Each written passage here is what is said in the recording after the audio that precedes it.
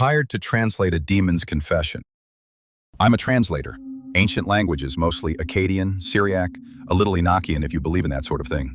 I usually work with museums or weird grad students. But last month, I got a job from a man who wouldn't tell me his name. He found me through my website. No profile picture, no references, just a message. I have something you need to see. I'll pay triple your normal rate. Bring gloves. The file he sent was a series of photos, scanned pages from what looked like a journal, leather-bound, brittle paper, black ink that had faded to rust. The script was unfamiliar at first.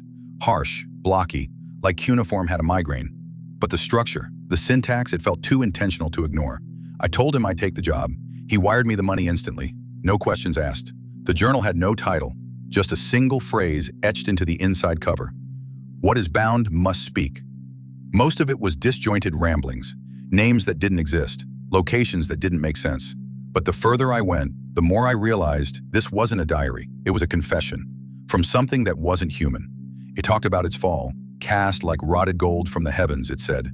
It remembered the cold before light, the taste of burned offerings, the thrill of being worshipped.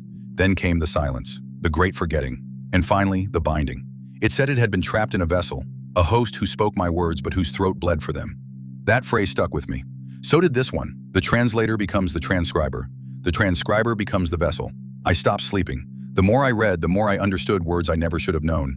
Not just what they meant, but how they felt. Like they were alive, like they were watching me. One night I woke up and found symbols carved into my apartment wall. Not drawn, carved. Deep, perfect lines. I live alone. No one has keys. Then came the voice. It didn't speak out loud, it was in me. In my thoughts, but not mine. It called itself Vorkael. Said I'd unlocked the gate with my tongue. Said it had waited for centuries for someone who could read its story in the right order. I tried to burn the journal. It wouldn't catch. I soaked it in gasoline. Nothing. I tried to email the man who hired me. The message bounced. His account was gone. The bank transfer? Reversed. Like it never happened. The journal's gone now, but I still have the words. They're in me. Sometimes I black out and wake up in strange places. Subway tunnels, rooftops, under bridges. Always near someone who dies a few days later. One was found with their jaw shattered, another drowned in dry air. The last had pages torn from their stomach. Each had the same phrase carved somewhere on them. The translator becomes the vessel. And I've started speaking in my sleep. My neighbors say it sounds like screaming backwards.